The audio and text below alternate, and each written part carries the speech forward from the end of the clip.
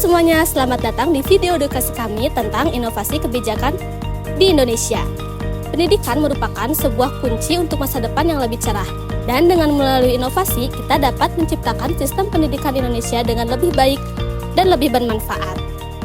Pendidikan juga merupakan sebuah pintu gerbang di mana menuju pengetahuan dan kesuksesan di masa yang akan datang. Ayo kita jelajahi isu-isu terkini terkait kebijakan pendidikan di Indonesia.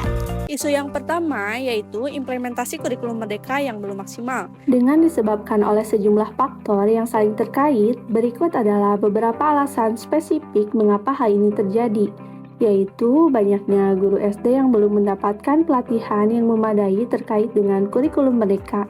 Mereka mungkin kurang memahami konsep, metode pengajaran, dan cara penerapan kurikulum ini di dalam kelas. Lalu, kurangnya pembinaan berkelanjutan setelah pelatihan awal juga menjadi masalah, karena guru perlu dukungan dan bimbingan secara berkala untuk mengatasi tantangan yang mereka hadapi. Dan banyaknya sekolah dasar dengan anggaran terbatas mungkin tidak memiliki fasilitas yang memadai, seperti ruang kelas yang layak, akses teknologi, atau bahan ajar yang diperlukan untuk mendukung kurikulum merdeka, seperti kekurangan perangkat teknologi komputer, tablet, dan akses internet yang dapat menghambat penerapan metode pembelajaran yang berbasis teknologi.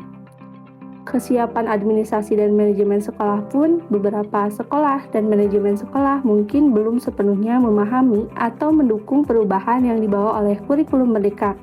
Lalu kurangnya koordinasi dan manajemen yang efektif yang dapat menghambat proses implementasi. Adapun adaptasi metode pembelajaran kurikulum merdeka menekankan pada pembelajaran yang berpusat pada siswa, yang mungkin berbeda jauh dari metode pengajaran konvensional yang lebih berpusat pada guru. Guru pun perlu waktu dan dukungan untuk beradaptasi dengan metode baru ini. Dan siswa juga memerlukan waktu untuk menyesuaikan diri dengan pendekatan pembelajaran yang lebih mandiri dan aktif. Keterlibatan orang tua juga. Orang tua mungkin belum sepenuhnya memahami atau mendukung konsep kurikulum merdeka. Keterlibatan dan dukungan mereka sangat penting untuk keberhasilan implementasi kurikulum ini. Dengan komunikasi yang kurang efektif antara sekolah dan orang tua mengenai tujuan dan manfaat kurikulum, bisa menjadi penghambat kurikulum ini. Dan evaluasi dan monitoring yang kurang memadai. Pada proses evaluasi dan monitoring yang belum optimal dapat menghambat terhadap masalah yang muncul dalam penerapan kurikulum, serta tindak lanjut untuk perbaikan. Ketiadaan umpan balik yang efektif dan konstruktif membuat guru dan sekolah kesulitan mengetahui apakah mereka benar atau perlu melakukan penyesuaian untuk memperbaiki implementasi kurikulum merdeka di sekolah dasar. Maka dari itu, perlunya meningkatkan pelatihan dan pendampingan bagi guru.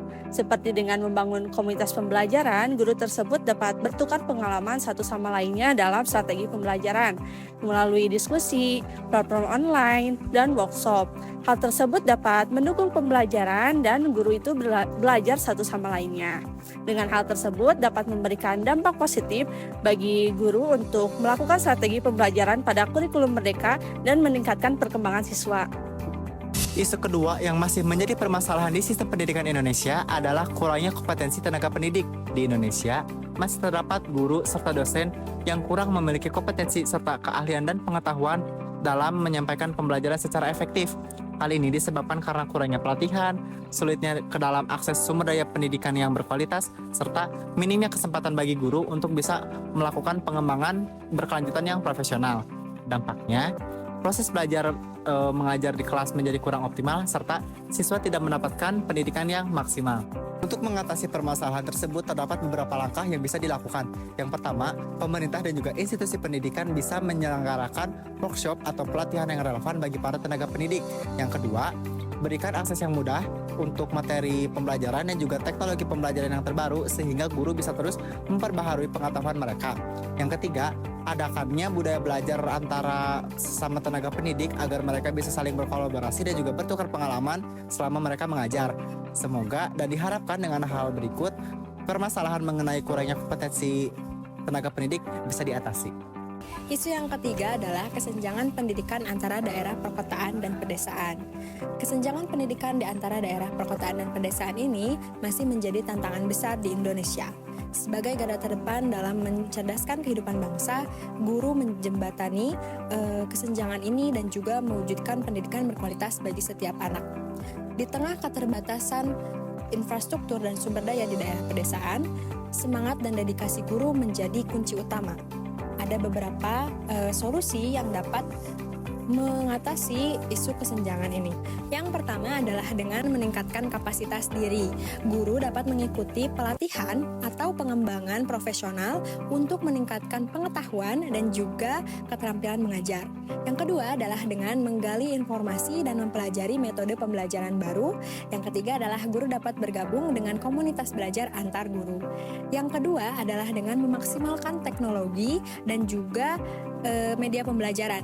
Guru dapat memaksimalkan teknologi informasi dan komunikasi untuk dapat mengakses media pembelajaran interaktif, media edukatif, ataupun materi edukatif dan juga komunikasi dengan siswa. Yang kedua adalah guru dapat membuat media pembelajaran kreatif dengan muatan lokal untuk meningkatkan minat belajar siswa. Yang ketiga adalah dengan guru dapat mengakses media pembelajaran secara online dengan gratis. Kemudian yang ketiga adalah dengan menjalin kerjasama dengan berbagai pihak. Yang pertama adalah guru dapat menjalin kerjasama dengan sekolah lain untuk mendapatkan sumber daya dan pengalaman baru. Yang kedua adalah guru dapat melibatkan orang tua dan masyarakat untuk mendapatkan dukungan secara penuh terkait pembelajaran dengan siswa. Kemudian yang ketiga adalah guru dapat bekerjasama dengan organisasi ataupun pemerhati pendidikan. Selanjutnya adalah masalah kurangnya kesejahteraan guru di Indonesia. Untuk meningkatkan kesejahteraan guru di Indonesia, tentunya memerlukan pendekatan yang komprehensif dan terintegrasi, mulai dari aspek kebijakan hingga pengembangan profesional. Yang pertama, pemerintah bisa melakukan pengangkatan ASN dan PPK.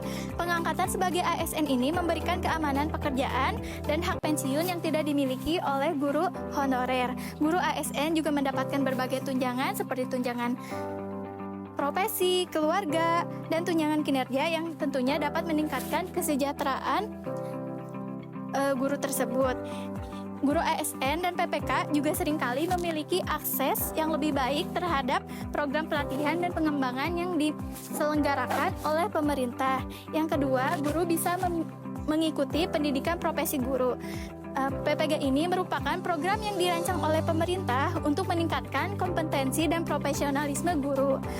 Guru yang mengikuti PPG ini akan memiliki kualifikasi profesional yang diakui dan kompetensi pedagogis yang memadai.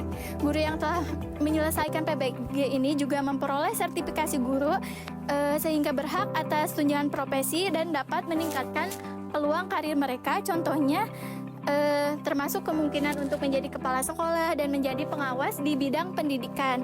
Yang ketiga adalah pemerintah dapat melakukan tata kelola guru, yaitu mengelola distribusi guru secara adil untuk menghindari ketimpangan, terutama ketimpangan di daerah-daerah terpencil di Indonesia. Yang keempat, guru bisa mengikuti program guru penggerak, yaitu program inisiatif untuk memperdayakan guru agar menjadi agen perubahan di sekolah dan komunitas mereka. Nah, program ini itu memberikan pelatihan intensif dalam kepemimpinan kependidikan, inovasi pendidikan, dan pengembangan kurikulum yang tentunya berfokus pada kebutuhan siswa. Guru penggerak seringkali lebih dihargai atas kontribusi mereka dalam meningkatkan kualitas pendidikan yang dapat meningkatkan motivasi dan kesejahteraan. Nah, untuk mengatasi masalah kesejahteraan ini, guru memerlukan upaya berkelanjutan dan terkoordinasi antara berbagai pemangku kepentingan, termasuk pemerintah, sekolah, dan komunitas melalui pengangkatan ASN, PPK, program profesi guru, tata kelola guru yang baik, dan program guru penggerak. Maka kesejahteraan guru dapat ditingkatkan secara signifikan. Peningkatan kesejahteraan guru ini akan berdampak pada positif pada kualitas pendidikan dan hasil belajar siswa, sehingga menciptakan sistem pendidikan yang lebih adil dan berkualitas tinggi. Tadi kita sudah membahas terkait isu-isu penting dalam kebijakan pendidikan di Indonesia. Kita melihat bagaimana implementasi kurikulum merdeka yang belum maksimal, kesejahteraan guru yang perlu ditingkatkan, kesenjangan antara pendidikan di daerah perkotaan dan pedesaan, serta kompetensi guru yang perlu ditingkatkan. Jadi kesimpulannya, kita harus tetap optimis walaupun banyak tantangan.